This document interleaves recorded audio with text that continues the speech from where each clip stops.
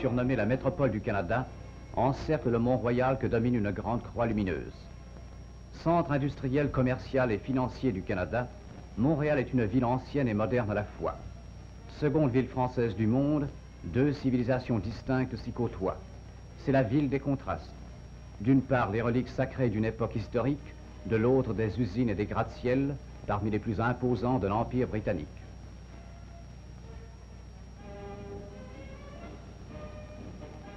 Le square Dominion, avec ses monuments, est un jardin au centre du quartier des affaires. Pour mieux voir la ville, prenez une de ces Victoria en station tout près du bureau de l'information touristique. Le visiteur commence ici son tour de ville. L'église Notre-Dame s'appelle encore la paroisse, étant l'église mère de l'île de Montréal. Son gros bourdon est la plus grosse cloche d'Amérique. Ici, la place d'Armes, avec la statue de Maisonneuve, fondateur de Montréal. Au pied de la colonne Nelson, voici le marché Bon Secours, le plus ancien de la ville, point de rencontre des gens du sol et de la cité. Le château de Ramsay, 225 ans, ancienne résidence des gouverneurs de Montréal transformée en musée. La maison de Marguerite Bourgeois, fondatrice de la congrégation de Notre-Dame.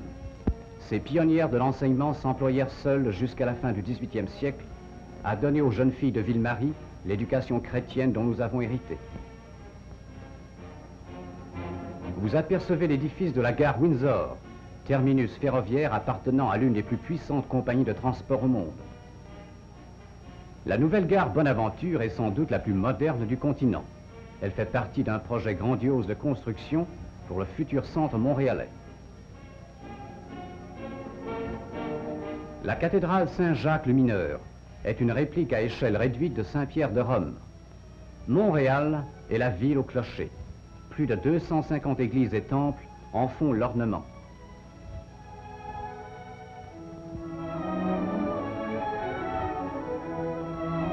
Rue Sainte-Catherine, fameuse artère commerciale, bordée de grands magasins à rayons. Outre les spécialités canadiennes, les marchandises, les articles de toutes les parties du monde sont ici à l'étalage. La rue Sherbrooke est une autre longue artère fort intéressante. Voici la Galerie des Arts, remarquable par sa collection de tableaux des écoles françaises et hollandaises, et la bibliothèque municipale, située juste en face du parc La Fontaine. Il fait bon se promener le long des étangs du parc La Fontaine. Riches et pauvres vont se reposer en face de la fontaine lumineuse, passent sur le pont rustique, jettent des graines aux canards, tandis que d'autres vont adoucir leur existence de citadins dans le bercement des canaux. On y vient aussi pour voir des plantes et des fleurs variées. Si nous sautions dans ce tramway touriste, il nous conduirait à l'oratoire Saint-Joseph.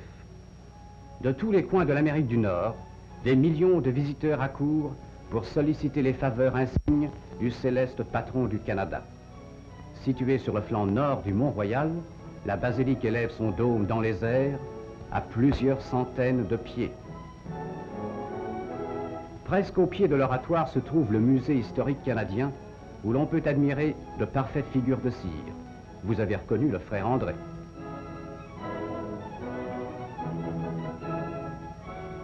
Voici quelques aspects de la célèbre université McGill. L'université McGill est l'une des plus importantes du continent.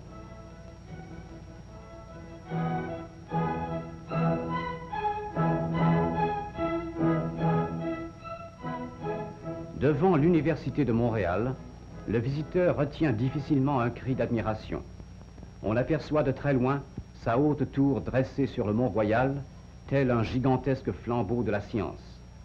Pour la visiter toute, il faudrait parcourir 11 000 de corridors.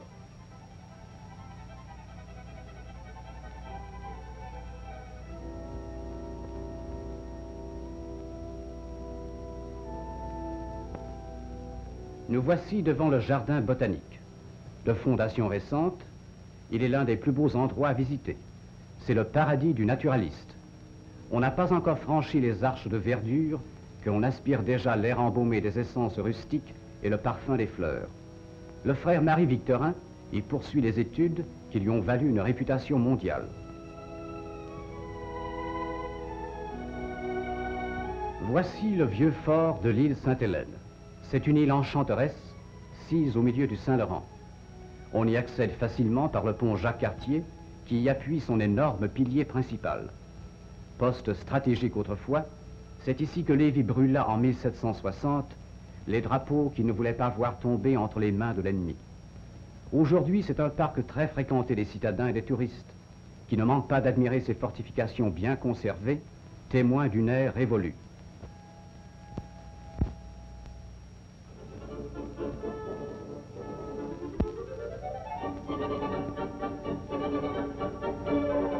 L'avenue du parc se déploie en esplanade au pied de la croix. Chaque chemin est un palier taillé en corniche dans la falaise et bordé de belles demeures qui s'enveloppent de l'atmosphère salubre des hauteurs.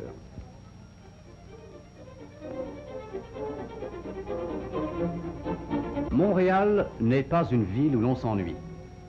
Il y a entre autres des cours de tennis à la disposition de tout le monde durant la belle saison jusqu'à la tombée des feuilles. Puis nos sports d'hiver, qui sont les plus recherchés d'Amérique, commencent dès les premières neiges.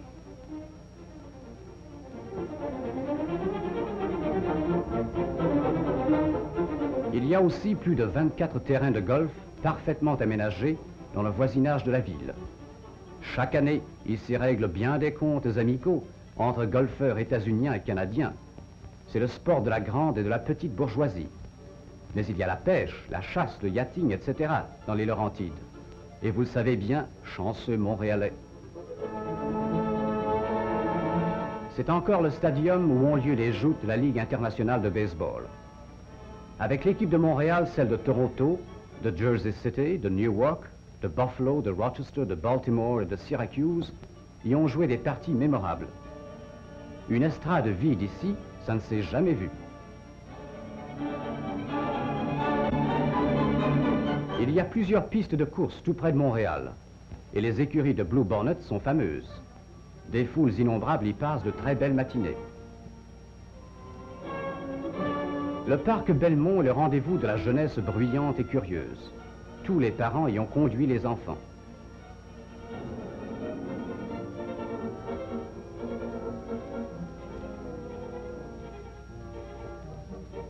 Les vaudevillistes et les acrobates y sont souvent merveilleux.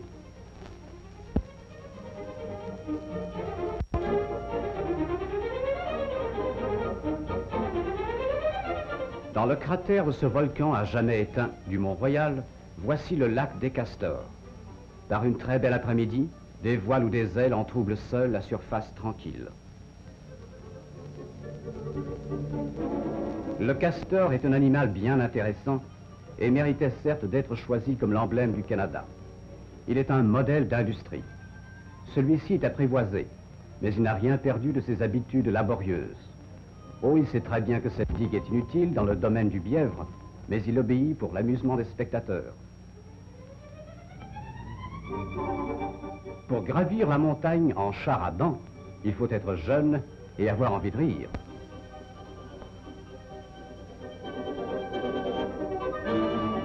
La Victoria est d'une lenteur princière.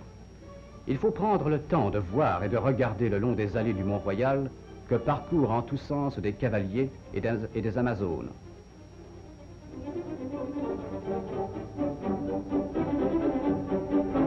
Ici et là, des groupes en toilette estivale font rond de fleurs sur les gazons, tandis que les enfants sont invinciblement attirés par les écureuils gris. Pourquoi des bancs et des sous-bois, sinon pour y compter fleurettes?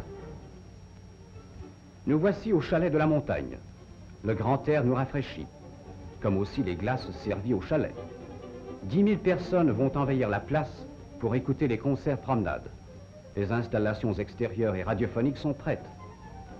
On ne peut voir Montréal, en admirer les beautés si diverses, sans se promettre d'y revenir et d'y demeurer plus longtemps.